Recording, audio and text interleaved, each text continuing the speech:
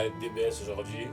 On va vous proposer de reprendre DBS. Pourquoi reprendre DBS? Parce que l'arc qui va suivre, Il y a beaucoup de choses à il y a dire. beaucoup de choses à dire en fait. Il y a plusieurs points à aborder. Il y a le point que, en fait, il y a un nouvel antagoniste, c'est Granola, que ça peut être été détruit par Bardock. Par Bardock et Oui. l'armée de Freezer. Ouais, l'armée de Freezer. Et aussi, dans le prochain scan, on va avoir un duel entre Goku Ultra Instinct maîtrisé et Whis. Et aussi, on va discuter. On va avoir La nouvelle force de. La nouvelle force. Les nouveaux méchants, on va dire, de Univers 7 parce qu'on doit tout le temps avoir un nouveau. Pour un bon arc de Dragon Ball, on doit avoir un groupe de méchants. Et là, ça va être une équipe qui ressemble à celle de Bojack. Et aussi, il y a Vegeta aussi qui, encore une fois, veut dépasser Goku. Et là, on a un truc incroyable à la fin de ce trailer aussi. On a l'oracle qui arrive et qui dit que le guerrier le plus puissant de l'univers 7 va apparaître. Mais qui c'est? Est-ce que c'est Goku qui va progresser dans son évolution Ultra Instinct? Est-ce que c'est Vegeta qui va surpasser Goku? Est-ce que c'est probablement un retour de Bardock? Est-ce que c'est Seven Tree? Pourquoi Granola est parti récupérer Seven Tree? Il y a plein de mystères en fait. Il y a plein de mystères dans cet arc. Et c'est pour ça que moi je suis un peu hypé de cet arc parce que l'arc d'avant Moro a fait que là maintenant c'est.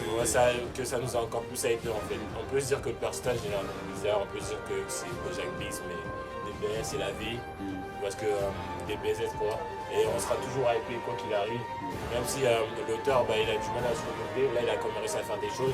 Il sait comment nous parler en fait. Il a mis Bardock, il a mis Goku Ultra Instinct versus Whis et il nous a directement fait tilter. Il a réussi à faire parler. Et là justement il remet Bardock alors qu'il sait très bien que la communauté de Dragon Ball Z il adore Bardock. Il y a une hype entre Whis et Goku, il y a une hype avec Vegeta et Toyotaro. Et Toyotaro a réussi à nous donner cette hype là. Ouais mais aussi j'avais entendu dire que Toriyama a mis un peu la pote dans cet arc. Après on verra bien dans les prochains chapitres. Parce qu'on nous dit souvent ça. Ouais voilà c'est ça.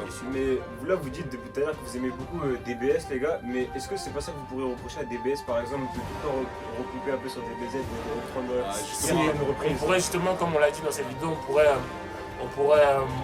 dans leur reproche déjà de reprendre comme le caractère de la nouvelle équipe qui va apparaître, qui ressemble fortement à celle de Tufin Bojack. Il n'y a pas que ça. Les scènes de combat, il y a une nouvelle fois où on nous dit qu'il y a un guerrier ultime qui va apparaître, après Moro, après Jiren, après Broly. Je vois pas en fait avec qui Goku aura des difficultés, mis à part des gens justement dans les prochains arcs. Ouais, mais il n'y a pas que ça aussi, on va dire que Granola, on va pas se mentir, il ressemble un peu à Tapion. Oui. Et que son histoire ressemble aussi un peu à Tsufu, Baby Vegeta. Après, je sais pas comment en fait, il y a beaucoup de références, mais j'espère qu'il va aller faire les choses bien. Ouais, on verra bien. Du coup, on vous laisse sur cette vidéo-là et on vous a donné chacun de nos plans pour obtenir le nouvel arc de DBS. On se dit à la prochaine pour une nouvelle vidéo, les Nakaba. N'oubliez pas de partager et de liker. Sayonara.